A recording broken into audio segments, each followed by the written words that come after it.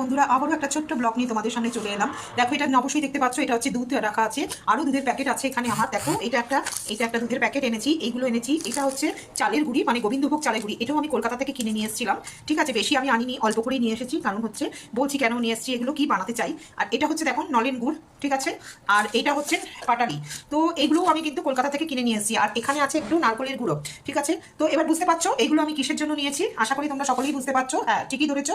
আজকে যেহেতু পৌষ সংক্রান্তি, তাই একটু অল্প করে পিঠে বানাবো ঘরে বলে তার প্রস্তুতি চলছে। আর সাথে সাথে একটুখানি বানানোর ইচ্ছে আছে মালপোয়া। জানি না কতটা করে উঠতে পারবো, ঠিক। একা হাতে এতগুলো মানে জোগাড় করে করা একটুখানি ডিফিকাল্ট, তাও ঠিক আছে। একটু বাচ্চাদের জন্য করার জন্য, মানে ছেলের জন্য একটুখানি করবো বলে, তো এই জন্য কিনে নিয়ে আসলাম বাজার থেকে। তো যাই হোক, এবার আমি একটুখানি তার জন্য আমি এবারে প্রস্তুতি শুরু করে দিই। তোমরা দেখতে থাকো ভিডিওটা। দেখো আমি কড়াই নিয়ে নিয়েছি, এর মধ্যে আমি এবার একটুখানি গরম জল ঢালবো, মানে জল গরম করবো করে তার মধ্যে চালের গুঁড়িটাকে আমি একটু মাখতে থাকবো। দেখো আমি এখানে এবার জল গরম বসিয়ে দিয়েছি। একটু জলটা অল্প উষ্ণ গরম হলে পরে এর মধ্যে আমি চালের গুঁড়িটা ফেলে দেবো, দিয়ে আটাটা মাখবো। দেখো এই চালের এটা মাখানো হয়ে গেছে, ঠিক আছে। এবার এই আটাটাকে আমি এবারে একটা পাত্রে ঢেলে রাখবো। দেখো বন্ধুরা, এবার অন্যদিকে কড়াইতে আমি একটুখানি গুড় নারকল দিয়ে দিয়েছি।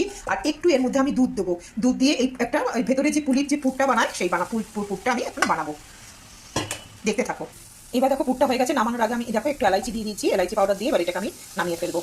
দেখো কড়াইতে আমি এবার দুধ দিয়ে জাল বসিয়ে দিয়ে দিচ্ছি। আর ওদিক দিয়ে অন্যদিকে আমি পিঠেগুলো এবার এক এক করে তৈরি করতে থাকবো। একটা থালা নিয়ে নিলাম। এবার এই যে পিঠেটা আর এই যে পুরটা, এবার আমি একটা একটা করে পুলি বানাতে থাকি। দেখো বন্ধুরা, আমি সমস্ত পুলিগুলো বানিয়ে ফেলেছি। এবার একটা একটা করে আমি দুধের মধ্যে ডালবো। দুধটা দিকে ফুটে উঠছে, এবার আমি একটা একটা করে পুলি এর মধ্যে ঢেলে দেবো।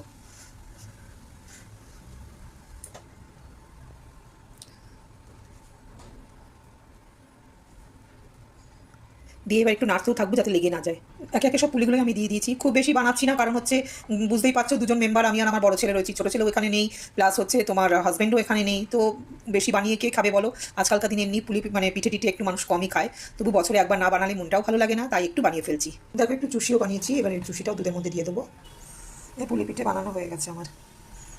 তো ভিডিওটা কেমন লাগলো অবশ্যই জানিও বন্ধুরা। ভালো লাগলে একটা লাইক আর একটা কমেন্ট অবশ্যই করো। আজকের মতো টাটা।